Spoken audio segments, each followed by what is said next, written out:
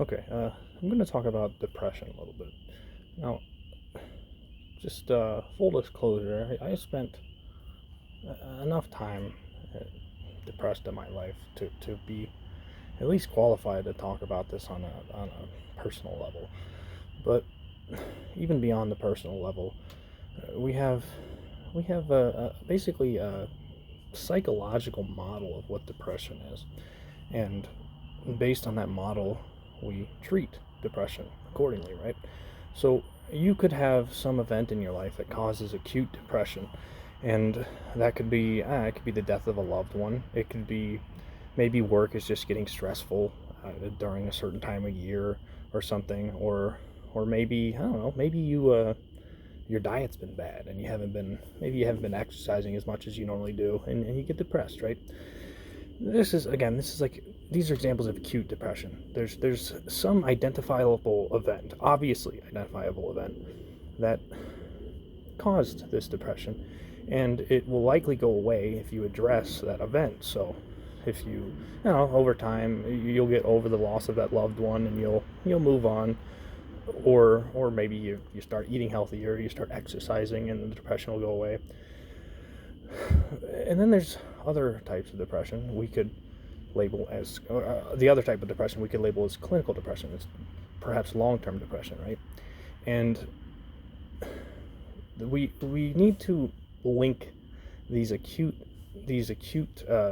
occurrences of depression to long-term depression. That's what I'm going to do in this video. I'm going to kind of describe the manner in which these acute forms of depression are actually not all that different from the clinical depression. The only difference is the fact that in the clinical depression, the acute depression is basically there's repetition of that event that caused the acute form of depression. So what I mean by that is perhaps maybe you don't have a loved one dying every month or every few months, right? But maybe work is just chronically stressing you out. So over time, you at first, it seems like it's an acute form of depression, but as you continue this lifestyle where you're working yourself to death, the depression continues, right? And it becomes chronic. It becomes perhaps clinical depression. And we could say the same thing about diet. I mean, we already know, based on statistics, based on the obesity rates in the United States, for example, that our diets are terrible, and our sedentary lifestyles go right alongside that, right? And if we are making a lifestyle based around poor nutrition and sedentary lifestyle in general, then those acute forms of depression are going to become chronic. And oftentimes we point out acute depression, and we point out the difference between these two things. The only difference is that the cause of the chronic or the acute depression is just repeating itself over and over, and that is the thing that makes acute depression chronic. So beyond that, let's say you you don't know why you're depressed, and you seemingly can't identify why you're depressed. There's no cause that's directly obvious to you. This is kind of the form of depression I felt like I suffered with for a while. And what the conclusion that I came to, and again, I don't have science to back this up, okay? But in truth, the current model of clinical depression is not very refined. Okay, it changes a lot, and beyond it changing a lot, it doesn't necessarily identify causation. It makes guesses at the causes, and that's kind of the outlook I'm going to give to you in this video about why we may be depressed, but we can't identify why. We can't identify the cause. It's because ultimately, when we get depressed, and again, we can't identify why.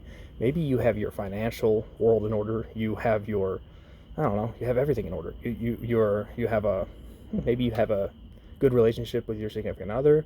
You're happy at work. You have a happy happy occupation. You have a family, a loving family. You have a good network of friends. Why would you be depressed? What could possibly be leading to this? It seems like you have all your ducks in a line, and yet you still feel like shit. Maybe your nutrition and exercise is on point. Why are you still depressed? Well, the conclusion that I came to was that depression is, we look for a reason, right? Maybe there's a medical reason. We want to believe there's a reason for it, and what that means is oftentimes we blame the individual. We look for something wrong with the individual, and if we find that something, well, maybe we can address it. But again, if we can't find that reason, then we get a little confused. Okay, why do we feel like shit when, again, we have all our ducks in a line? Well, perhaps because the reason isn't something necessarily wrong with an individual. Okay, it's perhaps a symptom of a greater catalyst, a deeper underlying catalyst. And perhaps we're not necessarily conscious of that catalyst. Maybe something in our environment is digging at our subconscious. Okay, it's our subconscious is basically identifying that something's wrong. And again, we're not necessarily conscious of what this is. So because of that, we get confused, and we perhaps blame our significant other for this. Maybe we blame our family or our friends or the government, or who knows. The point I'm trying to get across to you here is that oftentimes, if we can't identify why we're depressed, it is because of a greater environmental structure that we are living within. We are ultimately products of our environment. So if we look at the United States right now, there's a lot of depression. Okay, it's increasing. And if we try to point at individuals and try to find something wrong with each individual, we might miss the bigger picture. We might miss the fact that there is a greater, perhaps a cultural structure that is making us depressed. And the thing about evolution is that we evolved to feel depressed for a reason, right? That's what we want to believe, and it's probably true, right? There's a reason we're feeling depressed, and we're looking for it, right? Instead of thinking, again, that it's something wrong with you, think a little wider. Think that perhaps the entire structure of society that we're contributing to, that we're in our own ways, is what is actually making us depressed. And when you do this, it kind of lifts the veil. You stop perhaps blaming yourself, and perhaps you stop blaming other people. And what it does is it enables you to address that societal structure. It enables you to start looking at the things that have changed recently since the depression rate started increasing. Okay, so if we look back to the 1950s, depression rates weren't as high. And if we look forward to now, something changed between perhaps 100 years ago and today that is causing depression. And again, we evolved to experience depression for a reason. And we can medicate, we can perhaps fix the imbalances of chemicals in our brain. But what I encourage you to do instead is to look at what's changed in the last 100 years in our society, and in the average lifestyle of the people living in our society. What you'll find is that there's several factors, right? There's the technology, right? There's all the social media and the media in general. There is the diet. Obviously, the diet is a huge one. There's, again, the sedentary lifestyles. But beyond all of that, there is an overarching pattern that Western culture emphasizes, okay, and it's called individualism. We are becoming more individualistic, and what that means is we're prioritizing ourselves over the rest of society. We compete for jobs to make more money than our fellow coworker, and we compete in the stock market, right? We try to put ourselves above the rest of our community. And what that does, with that high level of competition, that high level of individualistic behavior does, is it, again, because of that competition, it creates a spectrum of success among the population. So you have people who are making tons of money plenty of resources to support themselves, and you have people living on the street. Now, you would think that because a person's making a lot of money and they're successful, that they're going to be happy, right? This depression is not going to grab a hold of them. But as we so often see, that's not the case. Again, there are people with all of their ducks in a line and they still get depressed and they can't figure out why. The reason why, in my mind, is that individualism. It's too much focus on individualism. When we widen this spectrum between rich and poor, just because you're rich, it doesn't mean that the problems of those poor people don't affect you. And that's ultimately what it comes down to. If we constantly try to put ourselves above everybody else, and we ignore the problems of everybody else, their problems are going to become your problems. And that fact may dig away at your subconscious, and it may cause depression that you can't directly identify. My depression went away when I started addressing this, when I started addressing my ego and trying to tamp it down a little bit, when I started trying to live a little less individualistically and a little more collectivistically. That's the main point I'm trying to get across in this video, is that depression, when you can't identify why you're depressed, oftentimes you'll look for a reason, and you might find the wrong reason. You might blame your significant other, and next thing you know, you're both depressed and you're blaming each other instead of blaming the fact that there is stress elsewhere in the world, and that stress is creeping into your subconscious and it's making you depressed. Again, if you blame your significant other, you're never going to solve the problem. Instead, I gave this piece of relationship advice in another video. If you are blaming your significant other for your depression, and perhaps they're blaming you for their depression, and there's no obvious cause, maybe it's not either of your faults directly. Maybe you should instead try to address the people who aren't doing as well as you. Because, again, the fact that those poor people are having a hard time, they're living harsh lifestyles, their harsh lifestyle creeps into yours. It becomes problematic for you. And I believe that depression, when we can't identify the source, I have a firm belief that it's because we are ignoring the well-being of others. And if you spend all your time going on vacations to try to get away from your depression, you come back and it's still there. You spend all your time trying to make money, drinking, gambling, whatever you're doing to fill this hole. I recommend stop treating yourself and start treating other people, okay?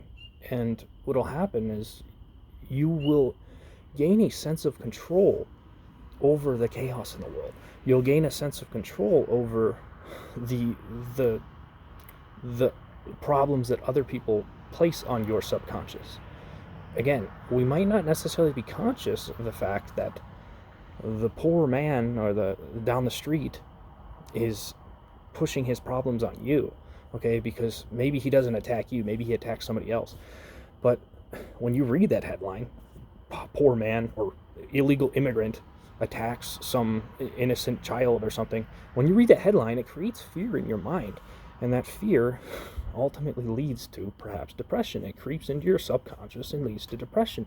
You're living in an unstable environment. You detect that your future is unstable. You want control over your future, and we've been told in this individualistic society that you gain control over your future by collecting wealth and excess wealth, by collecting resources. That's true to an extent, okay? You have to take care of yourself first, otherwise you can't possibly take care of other people, right? Poor people aren't very good at fixing problems, but at the same time, excess wealth is not really a good way to fix problems either. In fact, it creates problems. When you hoard so many resources that you are drawing resources away from other people to the point of homelessness, you are contributing to your own fear. Okay, you're contributing to your fear and ultimately to your depression through this subconscious pathway. So this is the model of depression that's going to come out in the next 10 years or so. We're going to learn that our lack of empathy for people who are struggling in our life causes depression in us. We're going to learn this. It's going to become very obvious to us. And we have a choice. We can either choose to embrace empathy and be empathetic with every person around us, or we can continue to ignore the needs of the people who are truly struggling and keep seeking this individualistic culture. If we keep seeking the individualistic culture, we will die as a society. Our nation will it might not collapse, but it will certainly not return to its former glory. That's again, I started caring a little less about my own needs. My needs are met. If you meet your needs are met. If you feel safe to an extent, as far as food, shelter, medical care, try to help other people and go volunteer at a homeless shelter. Do something. Donate money. Even when you do this, you'll find that goodwill creeps into your subconscious and it cures that depression. Okay, the cure to this seemingly unwarranted depression is kindness. Okay, it's gratefulness and kindness. And it might seem simple. It might seem like like guru advice. It might seem like I'm a hippie telling you this, but it's just true. You have to. You can't be so scared of the people and the poor people and their problems. You have to try to fix their problems. Otherwise, they're going to make their problems your problems. And that depression that you're feeling, that you can't identify the source of, that's a warning sign that those problems are coming. I recommend you address it, okay? And you will be happier when you do. Not only that, but you will empower those people living those harsh lifestyles to basically pass it on, right? This goodwill that you pass on to people, it spreads like a disease, just as bad will spreads like a disease. And too much ego, too much individualistic culture, it spreads like a disease, and it's like together we stand, divided we fall, right? This is a very basic it's a very basic concept. We're not independent individuals. We want to think that we're independent because we have an independent bank account, but without all of the other people in the economy, that bank account would be useless. There would be no products to purchase. So the claim that you are independent because you are financially independent is just untrue, because the entire economy would not exist without everyone else in it. We are humans lived communally for like 99% of their existence, and culture today is encouraging individualistic lifestyles. And it's not that you can't have a little bit of individualism, and in fact, it's good. We want people to be individuals. We want to encourage people to go down their own path to some extent. But there's a magnitude to everything, and the magnitude to which we ignore our collectivistic base is the magnitude to which we destroy ourselves from the inside out. Again, there are medical reasons for depression. There are obviously acute events that cause depression. Those are easy to identify. I'm not necessarily speaking to those. I'm speaking to the depression that you feel that you can't identify. Okay, that depression that creeps in, and you're like, why do I feel like shit today? There's probably this.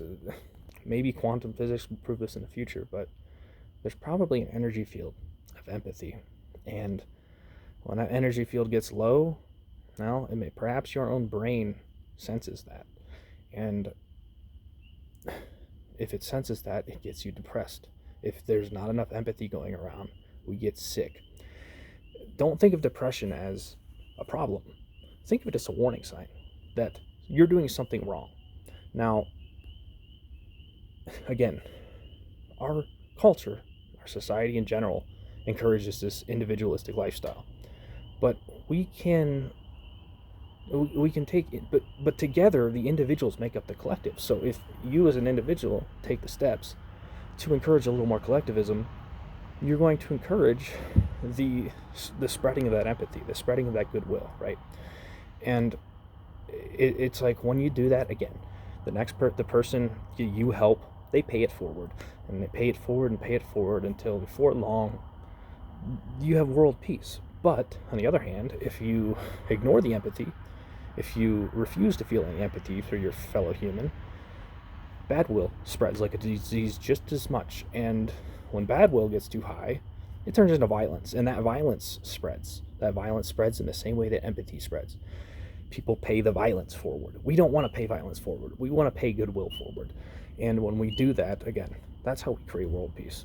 It's like we've been given the technology to do this. The internet is a great tool because it connects different cultures around the world.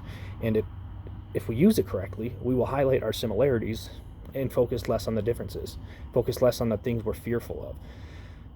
The homeless man has 99.9% the same DNA as you. And if we focus on that similarity, that we're all human, then we can really take humanity to the next level. We just have to do it. We can't keep being fearful of the people who are different than us, or the people who perhaps may threaten us. It's like there's basically a long-term and a short-term perspective on depression and on lifestyle in general. If you focus on the short-term fears, you're going to be collecting resources to insulate yourself from the fears of poverty, the woes of poverty, right? From your fear of poverty. But if you think more long-term, again, too much excess in one place leads to scarcity in another, and that scarcity will come to bite you in the ass. It'll come knocking on your door, whether via a revolution or school shooting or depression. Okay, so again, just because we're not necessarily conscious of how depression or why depression arises doesn't mean we can't become conscious of it. So I'm not asking you to believe this theory outright. Test it for yourself. Again, just go volunteer and see how you feel afterwards. You feel depressed, it's very hard to get up and do something. I've been there. I've laid in bed for longer than I care to admit at one time, just depressed as hell. But guess what? I found the solution, and the solution is empathy. The solution is to, when you're in that the worst possible state, that's the time when you have, that's the opportunity to make change in your mind is greater at that point than any other point in your life. When you get out and take that walk, when you've been laying in bed for 3 days, that's the best time to make a change in your mind. That's the best time to encourage your subconscious or your conscious brain that it is possible to beat this depression. And again, don't believe me, test it yourself. Go feed the homeless, go donate money, go spend your time, go pick up trash. It doesn't really matter. Go walk in the woods to start. Walk in nature. That's the easiest step you can take. We need to understand that there are things we don't necessarily understand. There's things that are scientific understanding in regards to our depressive states that we don't understand yet. And we have to think outside of the box in order to make new hypotheses that perhaps can identify those causes that we don't quite understand yet. That's the only way you can design an experiment that will ultimately bring the answers to us. We can't just have those answers delivered to us by remaining in the same paradigm, the same clinical psychological paradigm or whatever. We can't follow the same rules if we identify that those rules aren't working. Again, the depression is rising, so if the things we were doing were working, then we would have the answers, but they're not working. The depression is rising, so that insinuates logically that we have not identified the cause. We are treating symptoms. We need to treat the original catalysts. Again, as I said, maybe in the future quantum physics will prove that there is some field of empathetic energy that is necessary to sustain in order to maintain world peace and to maintain a state free of depression. Until then, test it out. Okay, thanks for watching.